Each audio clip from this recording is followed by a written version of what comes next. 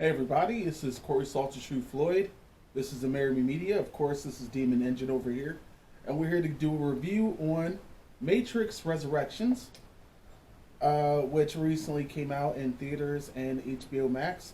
And we have a very massive screen here with a great sound system, so we decided to avoid, people. I have paid a lot of money, so I don't have to be out there with COVID. With this shower shit. This is true. Now, I could say I enjoyed this film. While it didn't really do anything groundbreaking, but it told a decent story. And the meta commentary, at first I thought it was just good writing, but then I realized, no, they're really kind of just poking the bear because it's there. Because how do you do a continuation of a story that really did wrap up? Mm-hmm. Now, of course, the following is a review, and the next 10 seconds is your chance to go look at another video. Spoiler warning, fuckers, you're getting this shit now. Spoiler warning. You have been warned, and we are going in. So, this world takes place 60 years after Matrix Revolutions.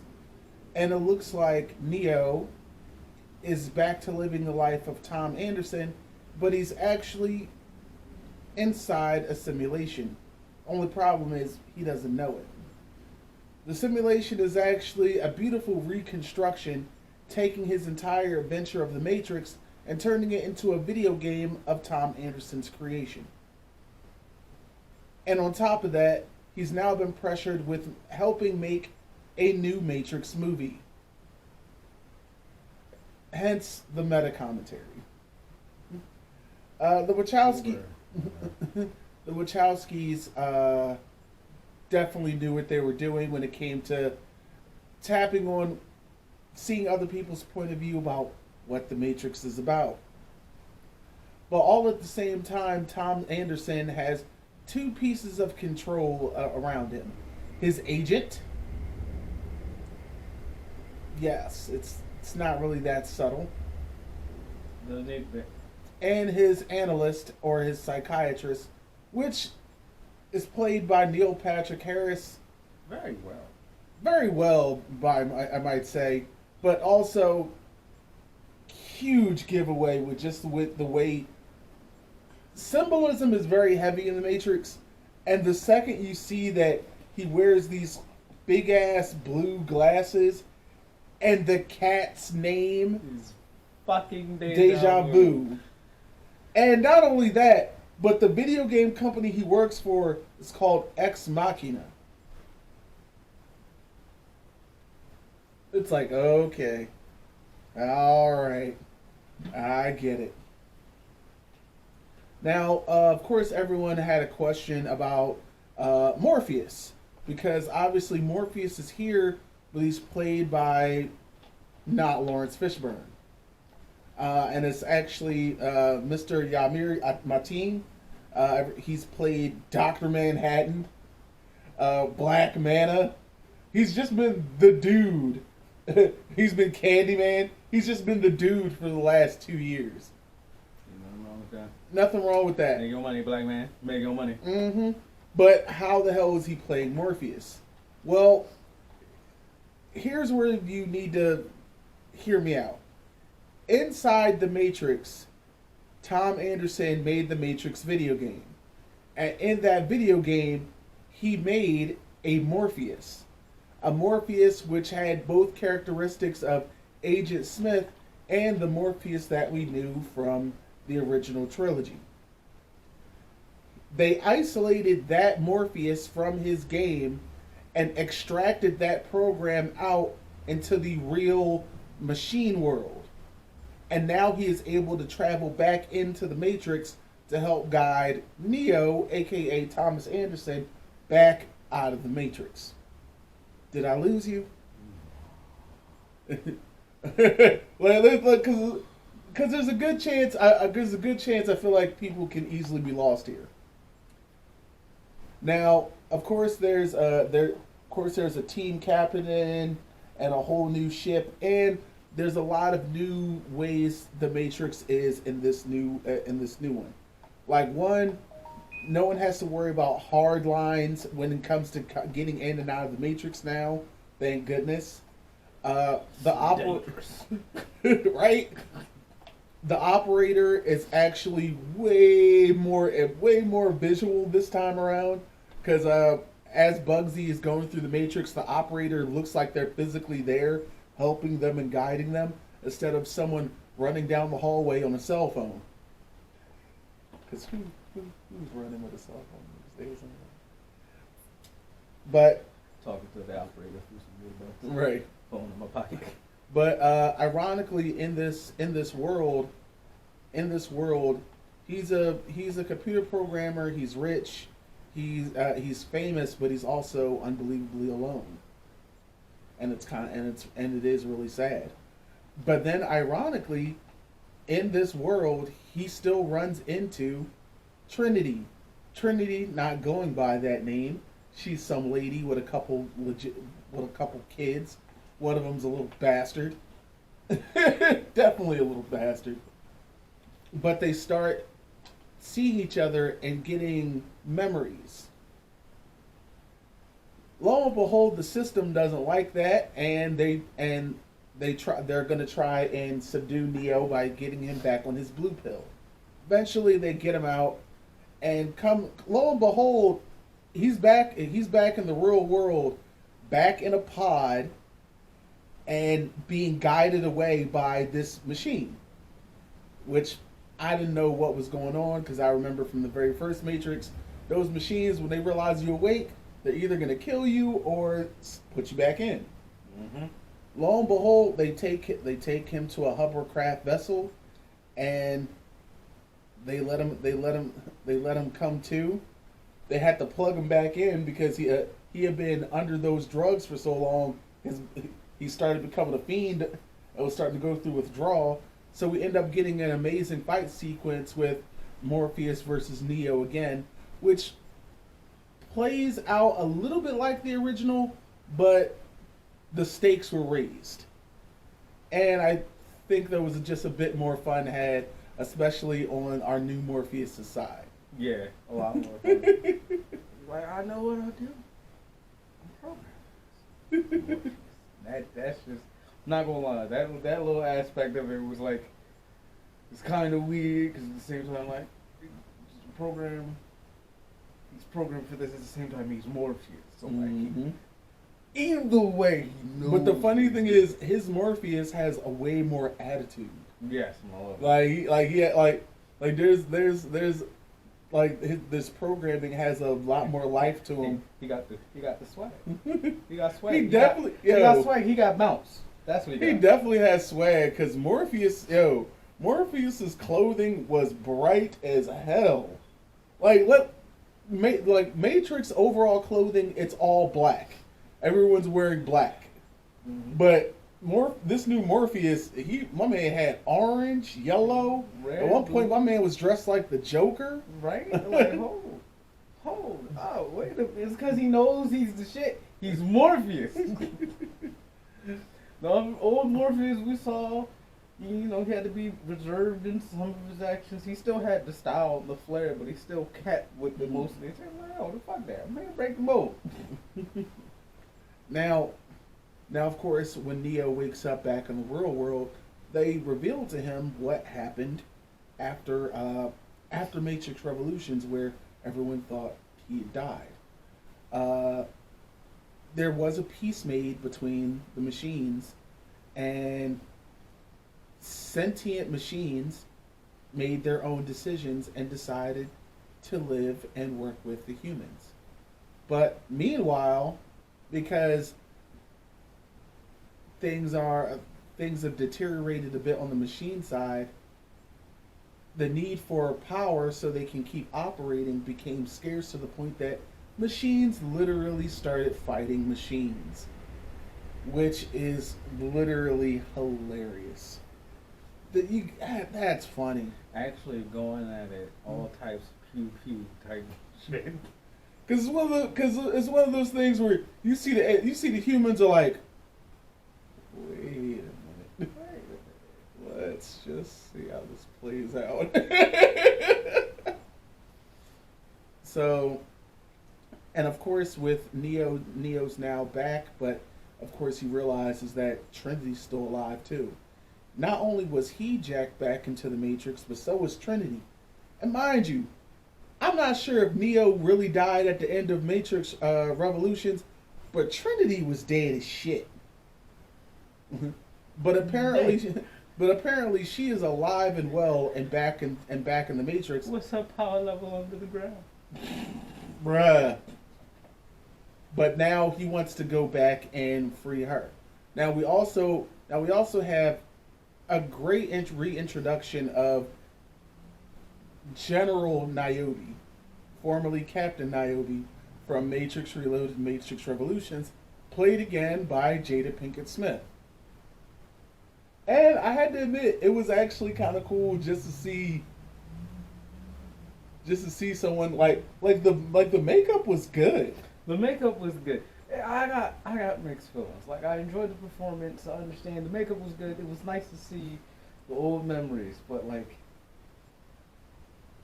current events. Oh, see, I knew you were gonna go there. I'm trying to. I'm separate. Great performance. Yeah. I loved it. I'm not going there today. It's just a bit of tinge in the back of my. I'm leaving the red table out of this red pill conversation. Yeah, I'm not even touching that. Other note, wrestling.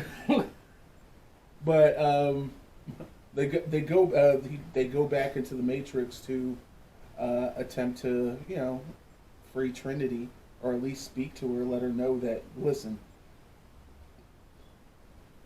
all that weird shit you feeling deep inside, it's real.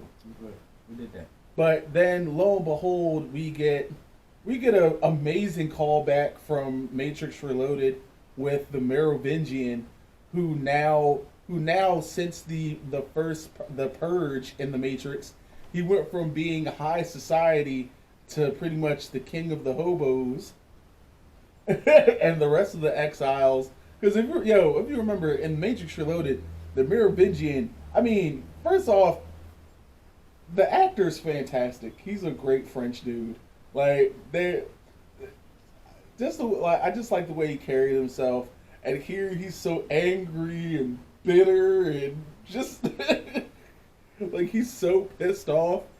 And in the midst of their fight scene, which also included Agent Smith revealing himself as Mr. Anderson's agent, but mind you, Hugo Weaving is not in this film, which I kind of felt. It was one of those things. I'm like, I like what this guy's doing, but I would have preferred Hugo Weaving. Just. He said he got tired. He was tired of getting thrown with concrete. Yeah. It takes a toll on the body. I guess. But I love how at the end of the fight, the Merovingian was like, "I'll deal with you later. You sequel reboot hack jobs." I was like, "Wait, what?" I'm just like, "Wait, that might be a little." I was like, "That meta joke might be a little too much." The meta commentary is strong. Yeah. I fucking love it. But then we have, of course, it's easy to always think of Agent Smith as a villain, but the true villain reveals itself in the analyst, the psychiatrist, or the architect. If you remember from Matrix Reloaded and Matrix Revolutions, the architect was that older guy in all white, using words like vis-a-vis, irrevocably, really hoity-toity dude. Apparently he's been replaced. Apparently he's been replaced by a new program who was played by Neil Patrick Harris, and I've got to admit, as a villain, he's actually pretty on point. I like the way he carried himself in this film. It definitely was. I felt like I was being gaslit. Because it's Neil Patrick Harris. It is. I was just like, oh, you son of a bitch. Because I'm not sure if he's going to break into a song and dance number. I'm like, so, you never know. But he's the architect of that Matrix, and he realizes that, which I'm mad at it, but I'm not mad at it. He's like, listen, the last one was really based on facts. This one's based on feelings, because, facts don't really matter anymore. And then he introduced the fact that he could fuck with the world using bullet time. He literally had the whole world moving at a fraction while he was moving at regular pace. And I was like, yo, that's pretty messed up. And the fact that Neo's just like, wait, what? It's like, yeah, bruh, this is what's happening. Tried to pretty much tell him he couldn't do shit about it. He's the god of the world. So then Neo cared about the last god of the world. Yeah. Neo's just like, I don't know. When he might not always have confidence in himself. Like he said in the movie. He never thought he was the one. But she believed that he was the one. So he wanna have at least have confidence in himself. But you think he's not about to at least attempt to save his woman? Mm-hmm. And I was already seeing people's social media posts on this, and they were like, oh my god, they turned the Matrix into a love story. I'm like, it's always been a love story, dude. I don't know what you were smoking. It's because I was like, it's these weird times we live in. Even feelings don't matter in these weird times. It's just one of those things where I'm like, I don't know where folks are. The Matrix series itself has always been about relationships. It really is. If it's your relationship with society or your relationship with another person, and the Trinity Neo love story is a very interesting one to say the least, or to say that. But now we're in Matrix Resurrections, so I guess this is the one saying the most about it. And one of the biggest things that comes out of this is it's never been about the one. It's been about the two. Mm-hmm. Because their connection is so strong that it's at the very core of what the new Matrix is built on, but it's the fact that they cannot actually be together. And the architect knew that. So he built the Matrix and built a world where they could be in close vicinity of each other, but never actually together. Because every other time he tried that, the system would fail. So it was all about now just not letting them get back together. Souls combined as one. Yeah, and I mean it ended up being it all ended up really cool. Especially how instead of just having it be the analysts and a bunch of agents again, the analyst this time uses bots. And if you're a gamer, you realize how crazy this actually can become because he uses bots the exact way a messed up computer program would. It's like, they're fodder. That's why we call randoms like you playing like a bot. You fodder. You're just here to. But it was just like literally. It was like people might be in the room if they're bots. Okay, turn them on. All of a sudden they're just going to attack them, and it got to such a weird extreme that he had bots falling out of windows to try and crash their bike, and I'm just like, this is such a computer move. And it reminds me a lot of a movie I spoke about earlier before we started recording about Free Guy with Ryan Reynolds, Taika Waititi, whole bunch of other people. Yeah. And when it came down to them trying to destroy Guy, it was like, yeah, he's driving down the road, crush the road. throw cars at them. And that's what it felt like, but of course it was at a bit more graphic detail because of the Matrix. It was like, yeah, at the end of it all, you see like little fake green effects for blood. I'm like, no, that body's still there. But I think that folks, but again, folks who say all of a sudden it's become a love story. I'm like, it's always been a love story. It really has. Shut your mad single ass up. Hey. You know what? I'm not gonna say that, but you might I'm have. single too, but shut your mad single ass up and enjoy the goddamn movie. But it's definitely always been a story about love, and it definitely the love between them two. Man, I mean, you don't feel special. I mean, correct me if I'm wrong. At damn near the end of the third act of the first movie, Neo took a Desert Eagle clip to the heart, died. She kissed him. He came back to life, and then was able to stop bullets. In the second movie, he literally went Super Saiyan ×4 speed, traveling in the Matrix, causing a whirlwind of cars and puppies following up to catch his fallen girlfriend, who still died. He went in the body, took out the bullet, went back in, and pumped the heart back to life. Started like, I like how. But no, it's just a relationship, and whenever something happens to you, it's an automatic like firewall and upgrade. Oh, you died to a bullet? Mwah. But no.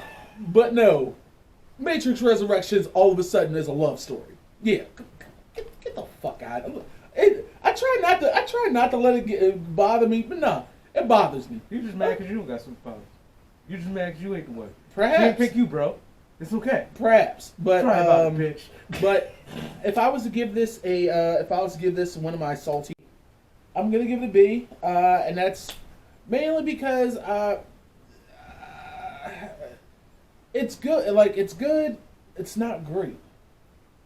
I'm glad I watched it, and the fact that they even made reference to the fact that they were even making this just makes it like there's a certain amount of absurdity in the writing where even they're just like, all right, I'll give you a pass there.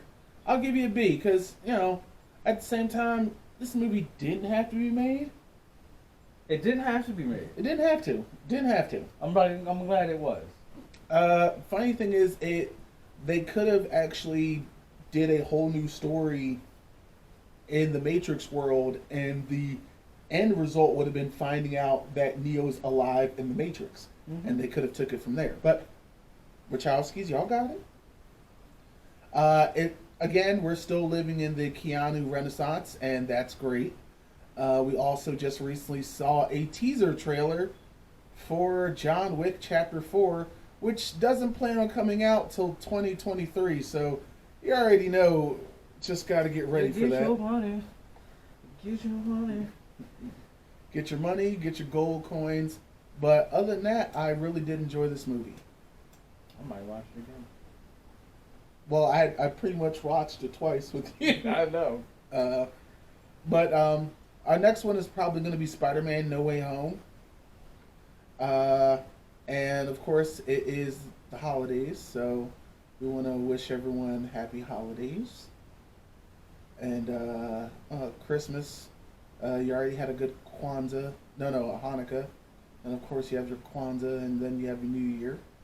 And before we head out, we have a few holiday messages from some cosplayers in the community. And make sure you stick around, like, and subscribe. And we'll see you around. Yeah. There's a message from me. Happy New Year. Be safe. I'm going to say this now. If you say New Year, New Me, or 2022 is your year, don't lie to yourself. Don't do it. If you know someone that says New Year, New Me, the moment you just smack them, I hope your first paycheck comes late. Cut that bullshit. So petty. Aggressively petty motherfucker, because I can be. Yeah! Happy holidays from us at Amerime Media. We've got some cosplayers chiming in with some holiday greetings. Make sure you take care of yourselves and each other. We'll see you. Bye. From our family to yours, assemble safely and have a joyous holiday. Hi, I'm Dev, and I'm the founder and president of the International Black Fire Club for Black Nerds. And I just want to say from me and the team, happy holidays. Hello, my loves. This is 7A Cosplay wishing you happy holidays and a happy new year. Hi, it's H&K, and I hope you have a fun, beautiful, wonderful, amazing holiday season and a happy new year.